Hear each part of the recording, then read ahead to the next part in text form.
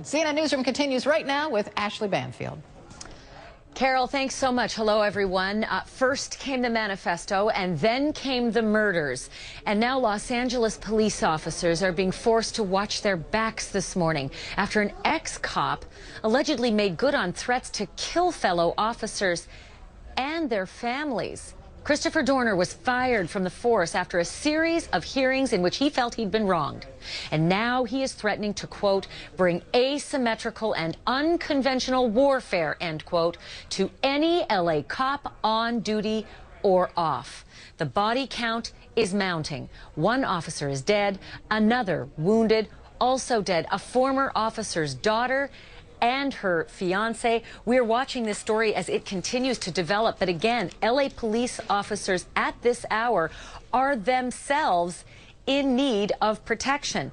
We are not being given a lot of details right now on exactly where they are looking for this man, but make no mistake, he has quite a history, not only in law enforcement, but in military, and it is very difficult to find someone when he knows the tricks of the trade. This is no ordinary manhunt. Right now, the LA cops at their peak. Our Paul Verkemen has been watching this story, and he's been following just what we can get in terms of the public information on this. Paul, where do we stand right now with how they're trying to track this man? Well, basically, it is an all-out manhunt for a man that they believe is extremely dangerous, who they believe is now involved in 3 separate shooting incidents. If you look just over my right shoulder, you can see how serious they are. Police in the background, there with their fingers on their trigger guards, guns pointed in the air. This is just one of a couple areas that have been sealed off here in downtown Riverside. Let me tell you what happened in Riverside at about 1:30 this morning. Police told us that 2 officers on routine patrol, Riverside police officers, were ambushed by the suspect Dorner. Now, separate from that, earlier this evening in Corona, California, or earlier last evening, I should say, an LAPD officer on patrol, apparently leaving the freeway, this is according to the LAPD, was shot, grazed in the head. If you look at the manifesto from Dorner, we can call this a hit list of LAPD officers who he was upset with. Basically, it is believed that he is now trying to exact a measure of revenge against all the people who somehow angered him. And in reading the manifesto, he alluded to being fired. And he said, terminating me for telling the truth about a Caucasian officer kicking a mentally ill person is disgusting, a mentally ill man. A lot of other clues in that manifesto as well. He was talking about some of his military background, and he said that you are aware that I was always the top shot and the highest score, an expert in rifle qualifications in every unit. And then he goes on to say, I will utilize every bit of small arms training, demolition, ordnance, and survival training. So he has a Navy, a military background, does Dorner. Bone chilling at the end. He said that in this manifesto that he would exact revenge on the family members of these officers he's upset with.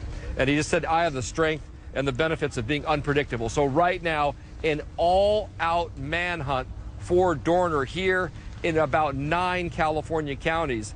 They're trying to basically locate him, and they are very frustrated because they told us when we arrived here, they just don't know if he's going to come after any of the officers now on scene. Back to you.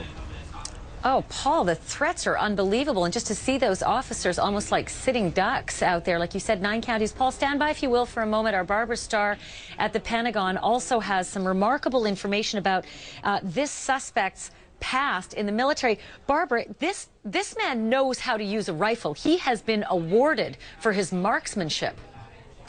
Well, that's right, Ashley. The U.S. Navy quickly assembling what records it has on this man and telling us he was a Navy reservist. In fact, just until a few days ago, he separated from the naval service. We don't know when the last time is that he showed up, but he has shooting expertise. Let's go through it. According to Navy records, he has been awarded the Rifle Marksman Ribbon and the Pistol Expert Medal. An military official tells us that these are awarded for achieving a certain level of shooting accuracy at various distances. Let's be very clear. The man is not a Navy commando. He's not a Navy SEAL. He held a number of jobs as a reservist in Navy security operations. In fact, he went to Iraq, we are told, and had a job providing military security on Iraqi oil platforms. To have that job, it is most likely, we're told, he did receive some advanced weapons training. You'll remember back in those days, those oil platforms, a lot of concern about small boat attacks, sniper attacks, that sort of thing. So he clearly has a certain level, a very worrisome level of weapons expertise. The police know this. They know what they're dealing with. What he has on hand now in terms of weapons, of course, is the major concern. Ashley? And Barbara, I'm reading here his last day of affiliation with the Navy as a reservist was just February 1st of this year. We're talking about what's astounding here. I was just going to say he's got eight awards and 8 different awards, including the ones you mentioned. But any idea about his mental illness or his mental health or anything that the military might have on him? Let me talk about that for a second. We asked about that because it was astounding when you look at the record. You and I are looking at the same document. February 1st, 2013 is listed. February 1st as his last day of service in the reservists. What they're trying to figure out right now is was he on some sort of, if you will, leave, vacation time, separation? Had he basically stopped serving as a reservist some weeks or months before that, and this was simply the day he was officially taken off the rolls? We're trying to figure that out right now. The military's trying to obviously figure that out right now. I think it's very safe to assume the military trying to share whatever information they are able to with law enforcement out in California. And of course, as you look at the pictures that Paul is showing out in Riverside County, this is all my hometown. The freeways, the distances there, he can get on the freeway, disappear pretty quick. It's going to be tough to catch this guy. Multiple counties now under this kind of surveillance and watch, and they are at the ready. Barbara, stand by if you will. I also want to bring in Steve Cardian, who is on the phone from Valhalla, New York. He's a former police detective and also criminal investigator. Listen, Steve, when you heard how we introduced what kind of a suspect we're dealing with here, he's a former Navy lieutenant. Barbara Starr just reported that he did military security on Iraqi oil platforms. He's got the rifle marksmanship ribbon, and he's a former LAPD officer. This is one hell of a manhunt.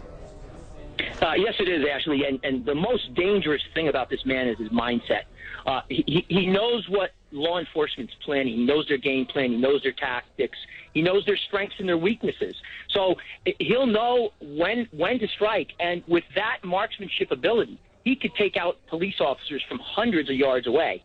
And this is like a chess game, only with deadly consequences. But doesn't this go both ways? Yes, he knows their tactics, but they know his as well. Yeah, there is no human being more dangerous than a police officer that has military background, that has weaponry, the experience in weaponry that he has.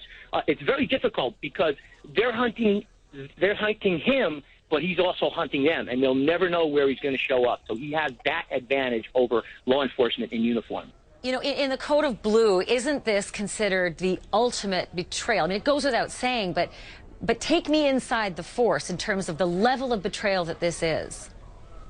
We rely on each other. We're brothers and sisters in blue. We depend on one another every day, every minute we wear that uniform. So this is the ultimate act of betrayal. A police officer, a former police officer, turning against his own. There is no more dangerous person on earth that would kill like this. Police officers, one of his own at the time. So he is one of the most dangerous individuals right now in the United States. We're just looking at these live pictures. I hope at the same time you can see them in Riverside, California, of officers who are literally at the ready with their weapons. And you can see them every so often literally turning 360. I can only imagine that no matter where they are in the 9 counties where officers are now sitting ducks, because he's opened this manifesto to anyone in the uniform, at work or at play. How do they prosecute their work, and how do they protect their lives at the same time? They've got to be highly diligent, highly alert. they've got to be aware of everything. So they're going to be super vigilant.